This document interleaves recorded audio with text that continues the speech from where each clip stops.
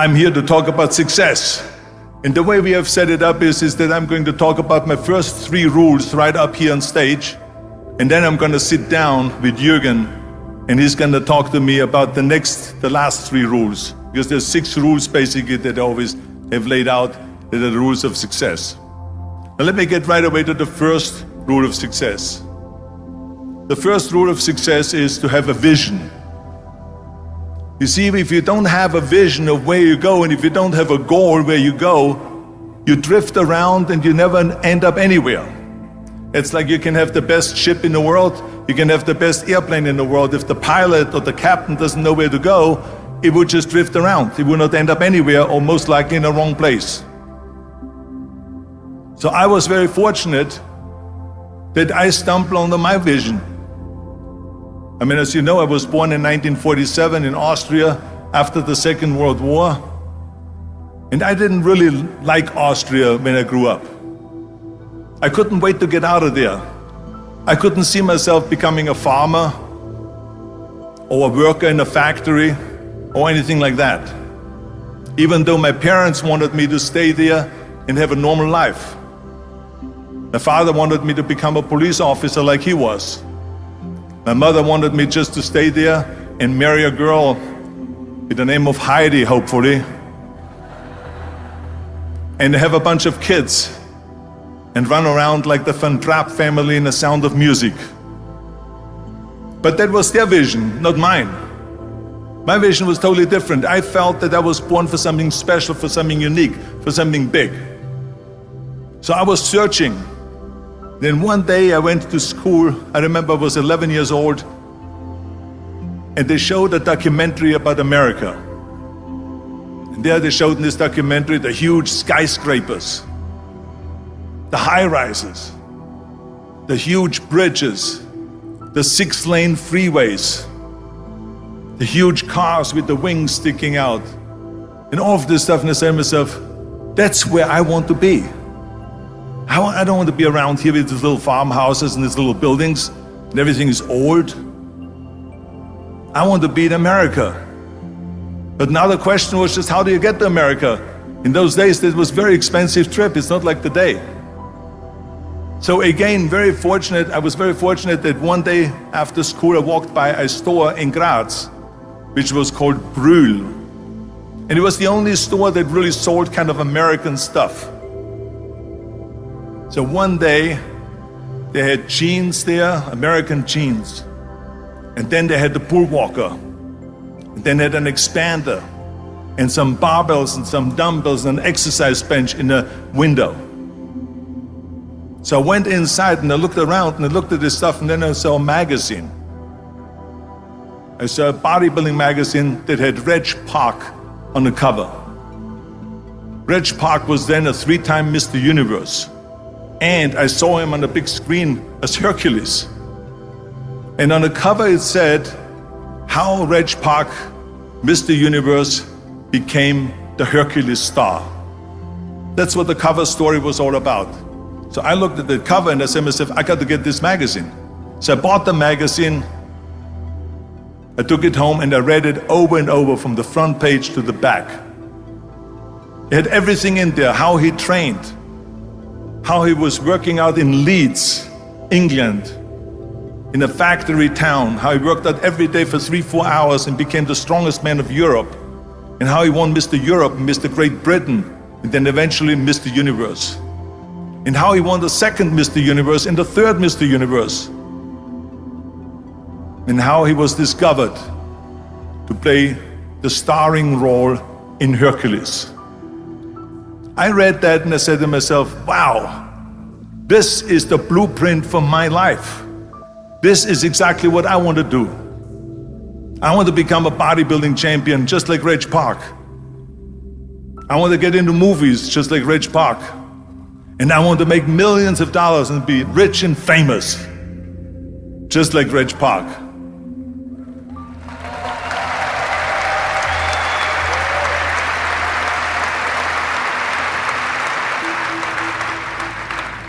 Do you know how great it felt that I knew where I was going? Imagine the majority of people don't know where they're going. I knew where I was going, that I'm going to become this bodybuilding champion just like him. So it was just a question of how do you do it?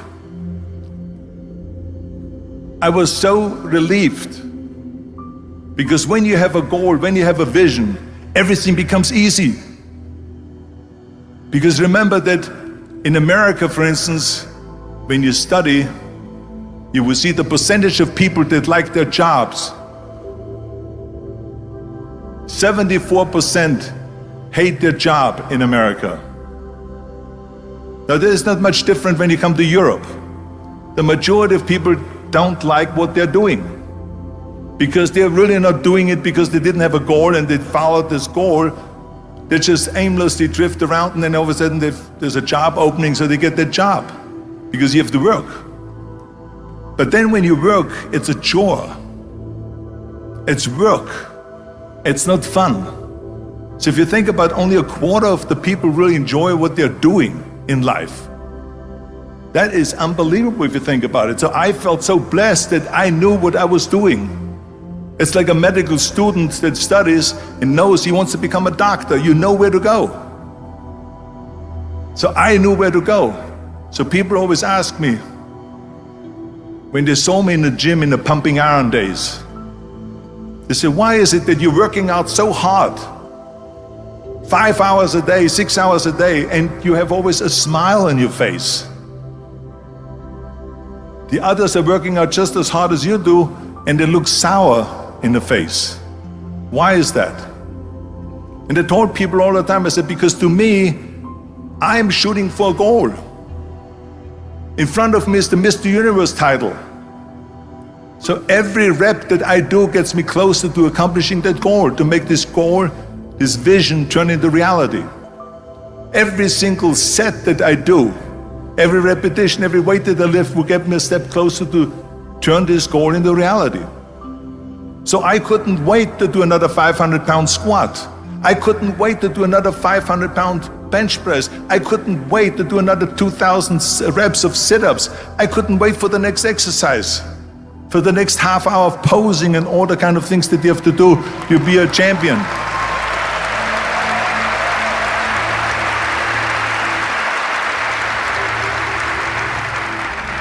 I felt so great knowing where I was going, and I tell you, it worked.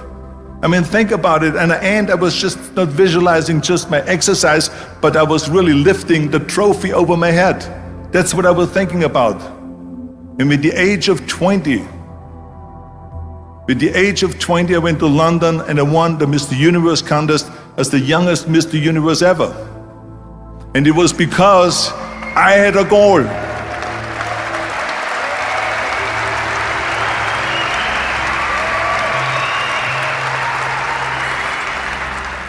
And this is no different than anything else, what I'm talking about. This is not just about bodybuilding. It was the same in acting. I remember when I was doing Conan the Barbarian. I was crawling on the rocks with a sword in my arm, crawling on all four. And of course, being that it's Conan, I didn't have clothes on or anything like that, right? So I was kind of, my knees were bare, my elbows were bare and everything else, and I'm crawling on the rocks. So after 10 takes, my elbows were bleeding and my knees were bleeding. And the director came to me and he said, Arnold, I'm so sorry that you have to go through this, but we need one more take, a close-up of you crawling with the sword towards the camera. Can you handle one more take? And I said to him, I don't know what you're talking about. He says, I'm totally fine. He says, but you're bleeding. I said, because I don't feel it, because I can visualize what the scene will look like in a film. And I'm so excited about this scene.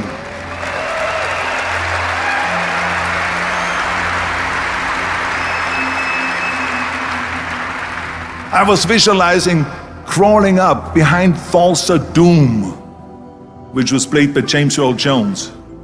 Crawling up behind Thulsa Doom with the sword slowly, and then rising up behind him and whack, cutting his head off.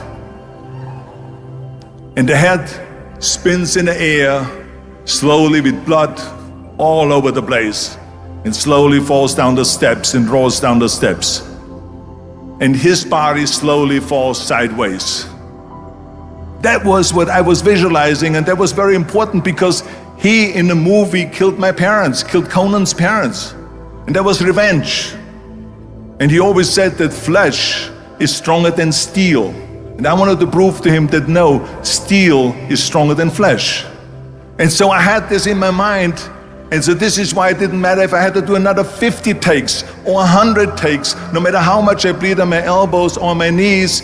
I saw that vision of the perfect scene, and it was an important scene, and I would do it over and over again until we got it.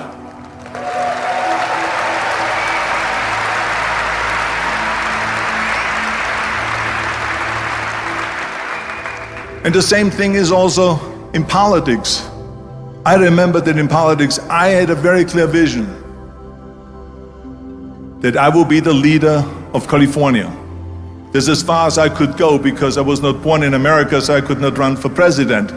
So being the governor of the fifth largest state, the fifth largest economy in the world, was for me really the ultimate title, the ultimate accomplishment in politics.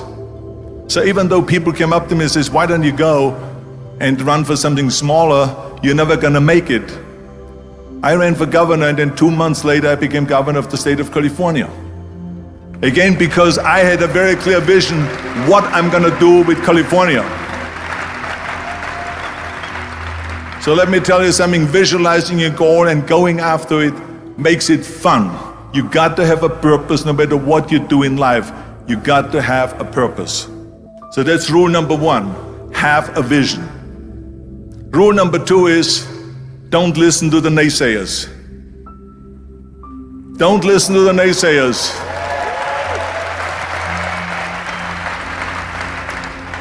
Everything I ever did, the thing that I heard out of people's mouth was, that's impossible.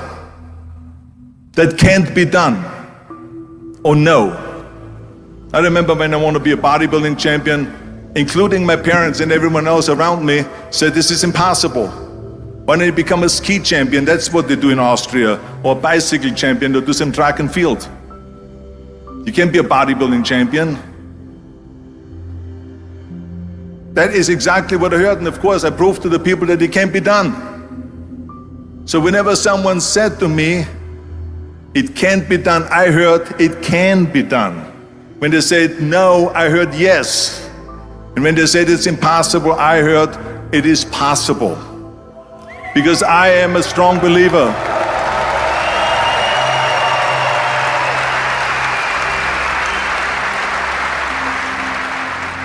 I'm a strong believer what Nelson Mandela said, that everything is always impossible until someone does it.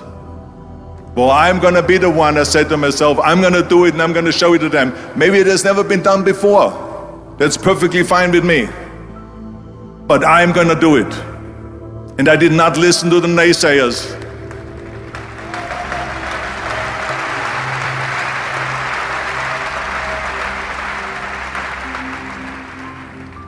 The same was also when I went into, not just in bodybuilding, they said no. When I wanted to come to America, when I wanted to go to America, they said it's impossible. There's no money that you have to fly even over there. You have no money when you go over there to live with. And what do you think, they're gonna wait for you? They have plenty of big bodybuilders over there. It was all no, and it can't be done, it's impossible. And I remember then that the same thing happened also when I went into the show business. Can you imagine, I was now a bodybuilder, I weighed 250 pounds, I was Mr. Olympia 6 times, I was Mr. Universe 5 times, and Mr. World and Mr. International. I won 13 World Bodybuilding Championships altogether, and now I said to the agent, the Hollywood agent, I want to get into movies. He said, that's funny, Arnold. I asked a studio executive, I say, I want to get into movies. I want to be a leading man. He started laughing. So they all say it's impossible. I said, why is it impossible? He says, because look at how big you are. You weigh 250 pounds. Hercules bodies and muscular bodies weighing 20 years ago. 20 years ago they did Magista and they did all these Samson movies and Hercules movies and stuff like that, but not anymore. Arnold, this is the 70s. Do you know the sex symbols today? It's Al Pacino. He weighs 150 pounds. It's Dustin Hoffman. He weighs 146 pounds. And guess who else is a sex symbol? Woody Allen. So imagine they're telling me now that those are the new sex symbols. So therefore forget about it. And then they told me, says, and your accent, even if you reduce all your body weight and everything and have a normal body, your accent, I said, your accent, I mean, it will go give people a goosebumps. With the German accent, it will get people the creeps. They will get scared. He says, no one in Hollywood ever has become a leading man that had an accent. Doesn't happen. People in America want to hear their actors talk like John Wayne, or like Burt Reynolds, or like Clint Eastwood. Not like someone on Hogan's Heroes or something like that, some Nazi movie. That's the kind of stuff that I heard. They said, no, you see, it's impossible. And plus your name who can pronounce Schwarzenegger or something like that. No one can pronounce that, so forget about it, Arnold. This is the kind of thing that I heard. Imagine, you go from studio executive to studio executive, from agent to agent, from manager to manager, and they all said exactly the same thing. Now that's very encouraging, isn't it?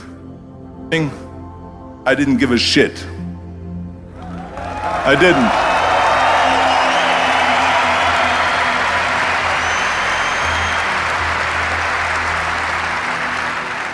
Because I believed that I can be a leading man.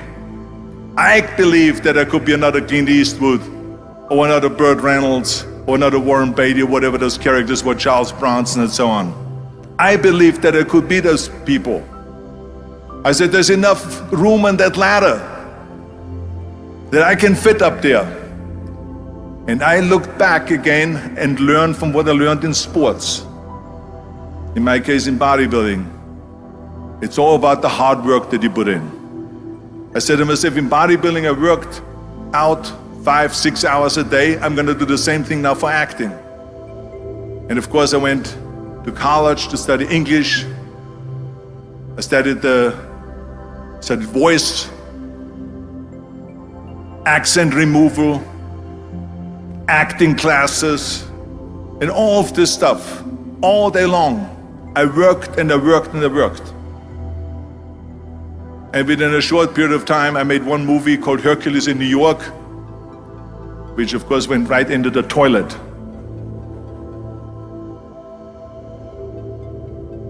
But it didn't discourage me. I still had the same vision. And then all of a sudden I did Streets of San Francisco.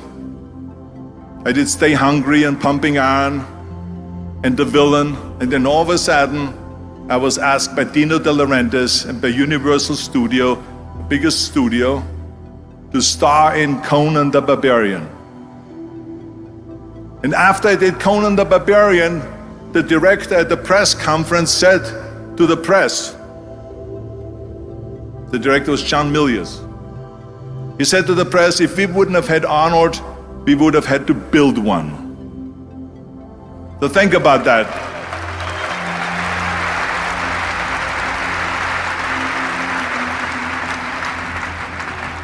The very body that they said can never be sold because the time is wrong.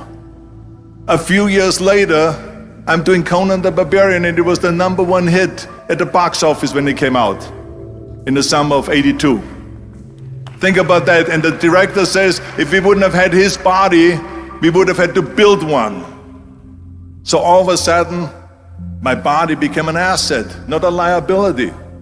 And the same thing was with Terminator. After we were finished filming Terminator, Jim Cameron said to the press, if Arnold wouldn't have had that accent and talked like a machine, I think the movie wouldn't have worked. So think about that. The body and the accent that they attacked was an asset.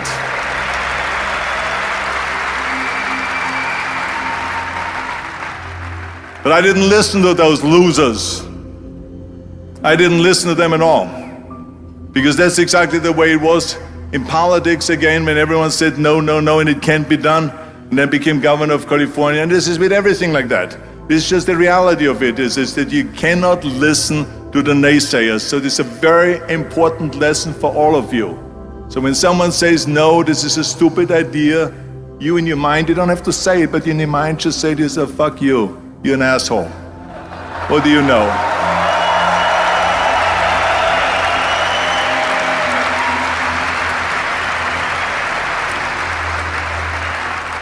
If I would have listened to the naysayers, from bodybuilding to show business to politics, I would not be standing here today, talking to you.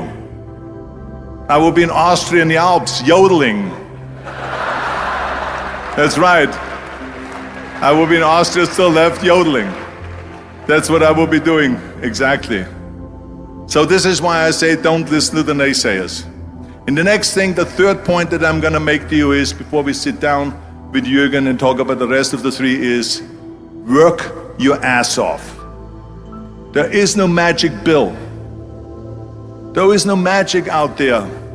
You cannot get around, you have to work and work and work. I can tell you, I've watched the day for half an hour, Jürgen and his wife that put on this show, this great, great event here. They work their ass off to put this together. All year long they work and they work and they work. This does not come together by itself.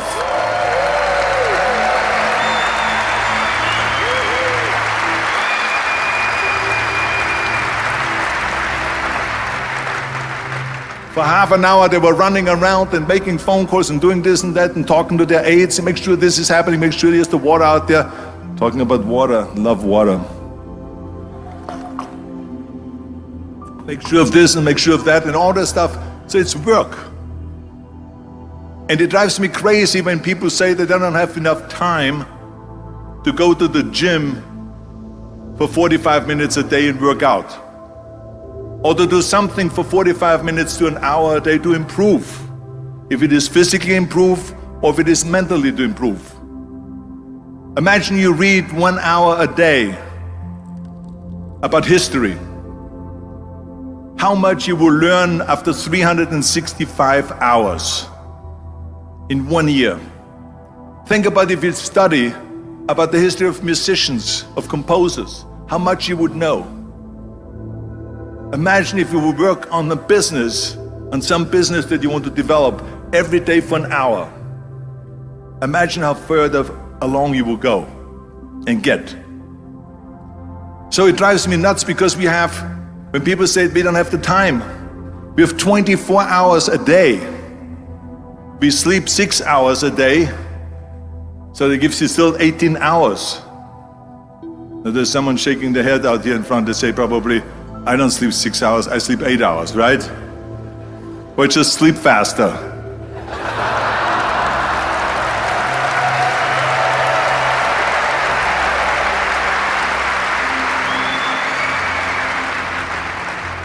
So we have 18 hours a day. The average person works around 8 to 10 hours. So let's assume it's 10 hours, so we have 8 hours left. Then you travel around an hour a day, maybe 2 hours a day. So now you have still 6 hours left. So what do you do with these 6 hours? What do you do with these 6 hours? Then we eat a little bit, then we schmooze a little bit, talk a little bit to people and all that stuff. But you can see how much time there is available if you organize your day. So you got to work hard. I mean, let me tell you something. When I went to America, I went to college, I went and worked out 5 hours a day, and I was working on construction. Because in those days in bodybuilding, there was no money. I didn't have the money for food supplements or anything. So I had to go to work. So I worked on construction. I went to college, I worked out in the gym, and at night from 8 o'clock at night to 12 midnight, I went to acting class 4 times a week. So I did all of that. There was not one single minute that I wasted. And this is why I'm standing here today.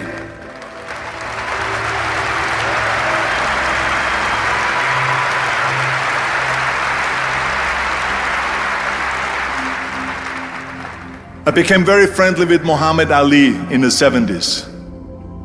And Muhammad Ali worked his butt off. And I saw it firsthand. And I remember that there was a sports writer that was there in the gym when he was working out and he was doing sit-ups. And they asked him, how many sit-ups do you do? And he said, I don't start counting until it hurts. Now think about that. He doesn't start counting his sit-ups until he feels pain. That's when he starts counting. That is working hard. And so you can't get around the hard work. It doesn't matter who it is.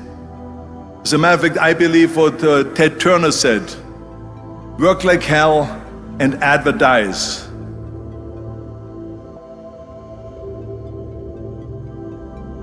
You get it?